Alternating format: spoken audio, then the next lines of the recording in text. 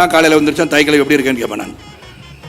So அந்த அளவுக்கு ஒரு பாப்புலர் டைட்டில் அது. அந்த டைட்டில் ரோலே நீ பண்ணுற போது எவ்வளோ பேருக்கு அந்த வாய்ப்பு கிடைத்திருக்கும் என்று சொன்னால் நிச்சயமாக கிடைக்காதுன்னு நான் சொல்கிறேன்.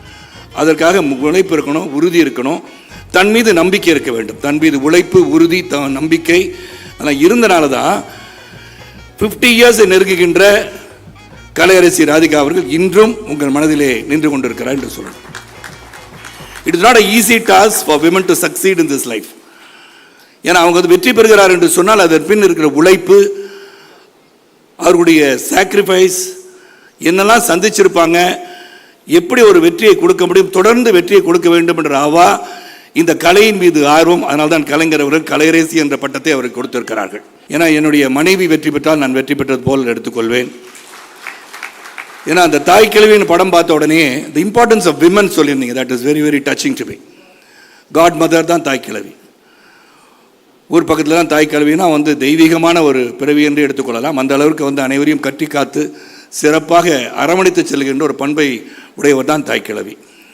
முதல்ல ராதிகா சொல்லும்போது தாய் கிழவின்னு சொன்னால் என்ன தாய் கிழவி தாய் கிழவின்னு கூப்பிடுவாங்கன்னு சொன்னாங்க. ஆனால் கூப்பிட மாட்டாங்கன்னு. ஆனால் நான் காலையில் வந்துருச்சேன் தாய் கிழவி எப்படி இருக்கேன்னு கேட்பேன் நான். ஸோ அந்த அளவுக்கு ஒரு பாப்புலர் டைட்டில் அது. அந்த டைட்டில் ரோலே நீ பண்ணுற போது எவ்வளோ பேருக்கு அந்த வாய்ப்பு கிடைத்திருக்கும் என்று சொன்னால் நிச்சயமாக கிடைக்காதுன்னு நான் சொல்கிறேன். சரத்குமார் பேசும்போது கூச்சல் குழப்பம் ஏற்பட்டு விட்டதுன்னு. ஏன்னா இன்றைக்கி செய்தியாளர்லாம் அப்படி தான் இருக்காங்க. அதுதான் ரொம்ப இம்பார்ட்டன்ட் இருக்குது. தாய்க்கிழவி விட்டுருவீங்க. ஸோ அந்த தாய்க்கிழவியை பற்றி மட்டும் எழுதுங்க. அப்புறம் சரத்குமார் ஏன் இந்த சூட்டெல்லாம் போட்டு வந்திருக்கான்னு கேட்கலாம். அதுக்கு காரணம் உண்டு. நான் இங்கேருந்து வேறு ஒரு விழாவுக்கு செல்ல வேண்டும். தாய்க்கிழவி மண் வாசனை உள்ள திரைப்படத்துக்கு வந்திருக்காரு பாருங்க. இப்படி சூட்டை போட்டுக்கிட்டு சொல்லிடாதீங்க. டூடா வந்திருக்கேண்ணா. ஓகே, டூடா வந்திருக்குன்னு எடுத்துக்குவோம். ஏன்னா 25 வயசில் டூடா வராமல் பின்ன வேறு மாதிரி தாய்க்கிழவன மாதிரியா வர முடியும். நான் வந்து 25 சிவா உண்மையில் 25 இயர்ஸ் ஓல்டு தான் நான். அந்த தாய்க்கிழவி படம் பார்த்தோன்னே ஒரு படத்தை பார்க்கும்போது அதில் வந்து சர்மன் இருக்கக்கூடாது, போதனை இருக்கக்கூடாது, ஆனால் கருத்து இருக்க வேண்டும். அந்த கருத்து இந்த படத்தில் இருக்கிறது. ஏன்னா எப்படி இருந்தாலும் அந்த ஆடியன்ஸ் பார்த்து ரசிக்கிறது தான் main. We all try to do a film which is going to be a successful film, a quality film நினச்சி தான் படம் எடுப்போம். ஆனால் அந்த ரிசல்ட் வந்து அந்த ஆடியன்ஸ் பார்த்த பிறகு தான் அந்த ரிசல்ட்டே புரியும். Because we don't know. நம்ம படத்தை வந்து பார்ப்போம், டபுள் பாசிட்டிவ் பார்ப்போம். நம்ம சிரிக்காத இடத்துல ஆடியன்ஸ் சிரிப்பாங்க. ஏன்னா இது சிரிக்கவே இல்லை, நம்மளுக்கு சிரிப்பே இல்லை, இவங்க சிரிக்கிறாங்களேன்னு அங்கே பார்க்கும்போது தான் உண்மையான ரிசல்ட் கிடைக்கும். ஆனால் இந்த படத்தை பொறுத்தவரை result is already open. Declare பண்ணியாச்சு. எலெக்ஷன் ரிசல்ட் என்னென்னா வெற்றி யாருக்குன்னா தாய் கிழவிக்கு உறுதி ஆகிடுச்சு.